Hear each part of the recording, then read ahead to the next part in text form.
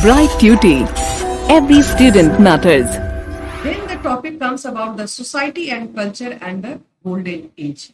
What type of the development were taking place in this reign, the reign of the Guptas, and what made this period as a golden age? What were the things which developed during this period?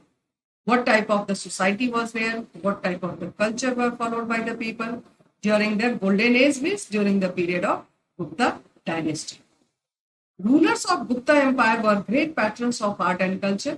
Under their protection and effective administration, the country prospered in all aspects, everywhere. If we talk about that, the common person and people, as well as the culture, as well as the religion, in all the aspect of the life, it has prospered a lot. It is popularly known as the golden age of Indian history because of the great achievements in all aspects of life related to each, means even though whatever the related to our life, our requirement, everything were developed. Fahian's account. Fahian, he was a Chinese pilgrim who came to India during the reign of Chandragupta II, also popularly known as the Vikramaditya. He spent 6 years visiting Buddhist monasteries in India. Throughout the country, wherever he found that he was getting information about the monasteries, he started visiting, traveling over there.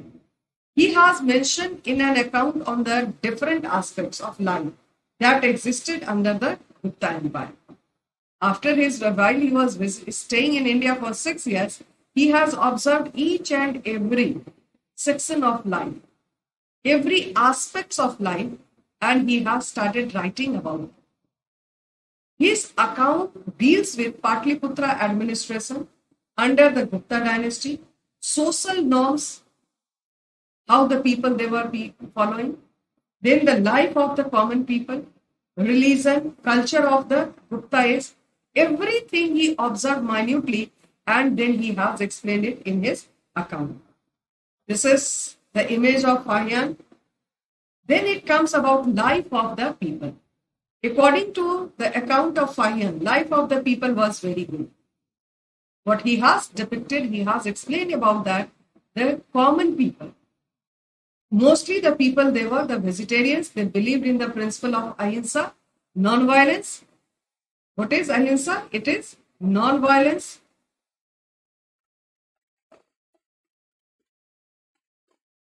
They did not eat even spices, onions and garlic. They also never drank wine. People were honest. Agriculture was main occupation of the people. The caste system was rigid and widely prevalent. Women led a restricted life. They were treated inferior as compared to men. They had no permission to get educated and could not participate in social and political activities. So this way he has observed the gender differences also. About the women also he has written how these women were leading their restricted life. Then most important thing, what was the administration under the Gupta period, under the Gupta dynasty? The Gupta rulers assumed a high profile title and performed the Ashwamedha and Rajasuya Yajna. These were the rituals which were organized by the Brahmins to prove the king how strong their army is, how their strength, military strength. These yajnas were performed with the help of the Brahmins. Written also the same thing, Ashwamedha and Rajasuya Yajna, to show their military strength. A council of ministers assisted the ruler in administrative matters. Then the empire was divided into provinces or the bhaktis under the governors who were called Upayika Maharaja. The local language, in the dialect, it was known as the governors of those territories. The provinces were Upayika Maharaja. Princes were mostly appointed as governors of the provinces. Most of them, they belonged from the royal family. They were assisted by a group of officials called the Kumara Matyas. Amatya is actually the minister in the Prakrit and the Pali language. The provinces were subdivided into districts. Vishyas, the head of the district was known as the Vishyapati or Ayuktas. Ayukta is actually a Sanskrit word. They were Kayastha who looked after letters or document. The Kayasta's work is to look after the letters, the documents which were coming from one place to another and in which the instructions were written. Then Pushpal kept the records of Nagar Sreshti, was the chief banker. This is the Pushpal. These all are the terminology used by the Guptas for the different heads. Might be in a Sanskrit language, it was the Pali and the Prakrit was also spoken by the common people and they use this language to write or to record all these things for the future references. Before to come to the religion, we must have to discuss about that the village. This is all about that the provinces and the districts. After this, the districts, they were having that the villages also. So what type of the administration was taking place over there? It was looked by a council of senior villagers. Who were the administrator at the village level? Council of senior villagers.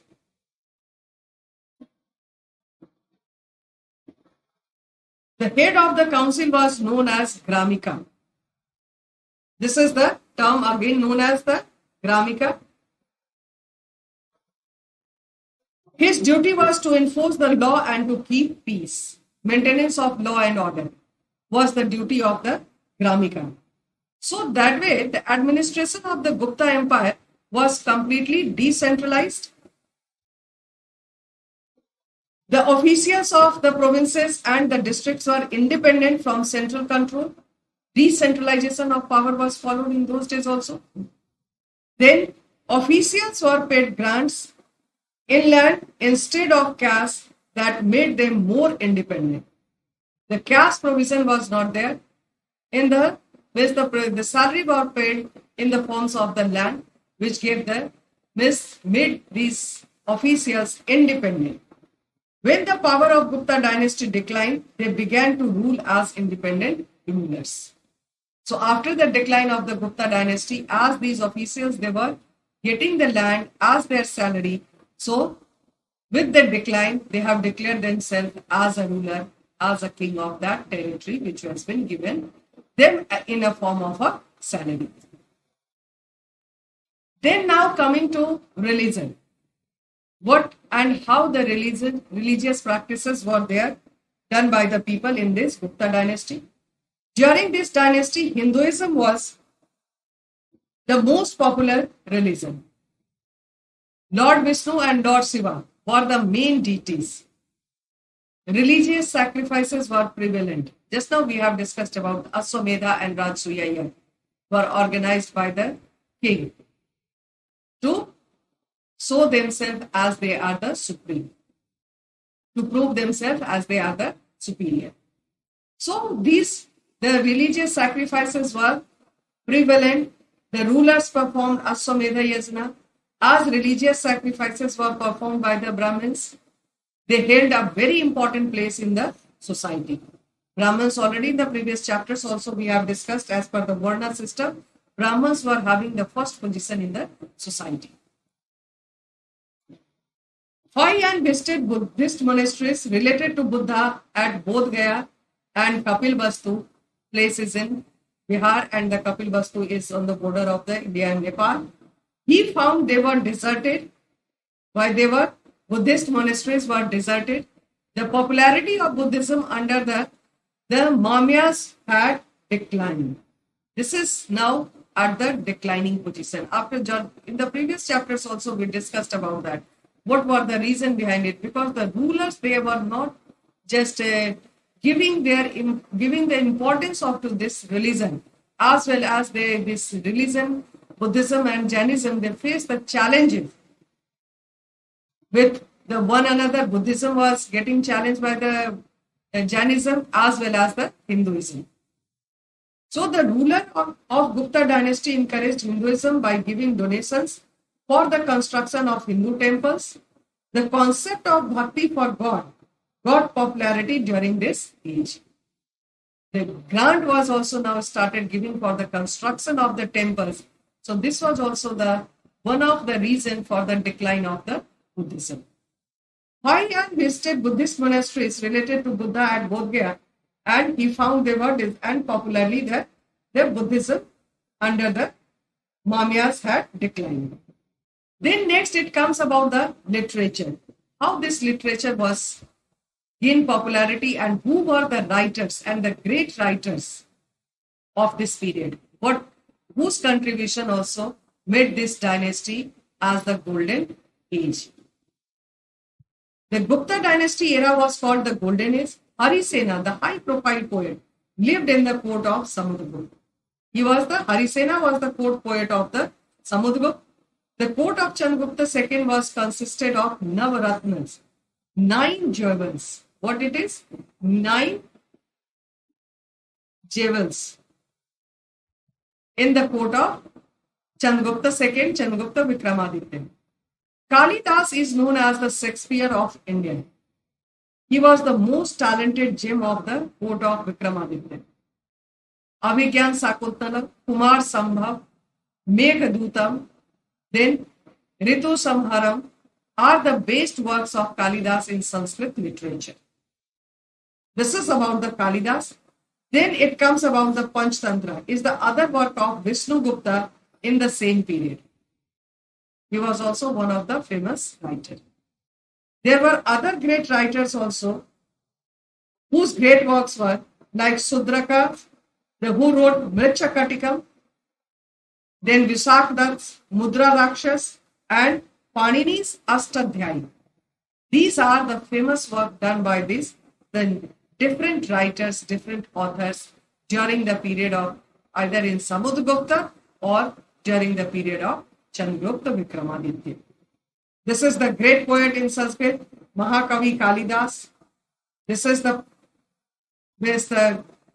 one of the picture of the book Panchtantra written by Pandit Vishnu Sarma. Mrichakatikam of Sudraka. Then Panini's, his work, the father of the linguistic and the world's first Greek. Advancement in the field of science and technology. What type of the advancement and the contribution and the achievement was done by the different scientists, by the different mathematicians. The great advancement were made in the field of astronomy, mathematics, and medicine. These were the 3 fields: astronomy, mathematics, and medicine. Aryabhatta was a great scientist of the Gupta dynasty. He was the greatest one. It was Aryabhatta who said that the earth moves around the sun at the same time. It moves on its own axis. Both the movement on the axis of the earth as well as the revolution. Rotation and revolution. This concept was developed by Aryabhatta. What it is? Rotation and revolution.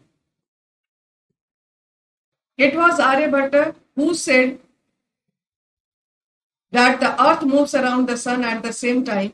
It moves on its axis. The Arabic numeral system was used by the Indians for the first time. The concept of zero in mathematics was given by Aryabhatta. This is the most important achievement of Aryabhatta. He gave solution to many mathematical problems in his book, which is known as Aryabhattiyam. Then it comes about that in the field of medicine, there was a great progress. Many books on medicine were written, and Dhanvantri was the great physician of the Gupta period. Veterinary science also developed under this dynasty. The doctors attended to patients in hospitals as well as at their homes. This concept of the hospitalization and the home, that the visit of the doctors were also being started. Metallurgy was also advanced, that is, iron pillar at Mehrauli in Delhi has remained exposed to sun and rain over 16 centuries. However, no rust has formed over the pillar. So this way the metallurgy also has been developed. The advancement was there.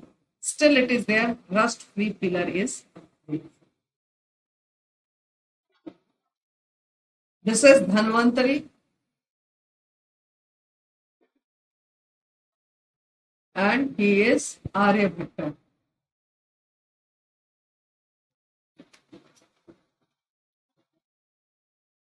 Art and architecture. Art and architecture flourished under the patronage of Gupta dynasty. A number of temples were built. They were constructed at Sanchi, then Nittergaon and Devghar. These are the three places where these temples were constructed. These are famous religious centers, and decorations of these temples were very beautiful and attractive. Several Buddhist monasteries were also built during this Gupta period. Some of them were constructed by cutting caves. Temples of Ajanta and Stupa at Pune are such examples of the cave temples. The walls of these temples are carved with glazed paintings. The glazed paintings are there, which has been done during the Gupta period. Even they are still glazing. The glaze is there still. These paintings tell us about the life of Buddha. These paintings are almost the finest in the world. Amongst the finest. These paintings done during the Gupta period, but still they looks like that they have been recently carved out or recently done. The art of sculpture attained perfection during the Gupta period. The statue of seated Buddha from Sarnath is one of the finest specimens of the Gupta sculpture. This is about that. The Bhatiragaon, the Gupta temples of the Gupta period. This is in Devghar temple. Growth of trade and commerce. India carried on flourishing trade relations with West and the Southeast Asia. There were good roads that connected the major capital cities of kingdoms. Much revenue was collected from land. Already we have discussed in the previous slide that these rulers, they have just controlled that the meaning of the port cities. So automatically the trade relations were developed and it was connected with the major capital cities of the kingdom. Much revenue was collected from land and there were good ports both on the eastern and the western coasts. Tamralipati lies in the eastern coast and handled trade with the countries of Southeast Asia like Java, Sumatra, Borneo, Bali, Myanmar and Kampuchea, Siam. Roch and Sopara were the important ports of the western coast. So this is all about that. The new and the old names are written over here. But these are the trade relations, our country's trade relations with the Southeast Asian countries during the period of Guptas. The main goods that were imported were the silk, horse, sapphire, precious gems, while the main goods of exports were spices, pearls, sandalwood, and cloth. Then, at the end of this chapter, what it comes about that the glorious period were declining. How the golden age, the golden period during the Gupta dynasty, what were the reason behind it for the decline of this empire? Successor of Chandragupta II, Vikramaditya, were very weak, inefficient and incapable of handling the kingdom. As the territory was very vast. The vast territorial area were ruled by this Chandragupta Vikramaditya. The kingdom was too vast to keep under their control. They were not able to control the entire kingdom. Due to weak kingship, the governors of provinces revolted and broke away. All these, the governors already, they were paid their salary in a form of the land. So they have also revolted against the ruler and they broke away and declared themselves as an independent ruler. The land grants proved to be a setback for the empires as this made the officials very strong. This was the most important reason behind it. One of the most important reasons behind it. The land grant which has been given as a salary to these governors was the most important setback for the Guptas. These officials, they became very strong in their provinces and they broke away from the Gupta dynasty. Finally, the attacks by Huns from Central Asia destroyed the empire and led to the decline of the power of the great Gupta dynasty. These are all the reasons. First of all, inefficient. First point, it should be inefficient successor after Chandragupta II or Vikramaditya. Second is what about that? The inland grant to the officials, which also led to the setback for the empire. And finally, the attack of the Hunas from the Central East. So this way, this golden age and the successful empire came to an end.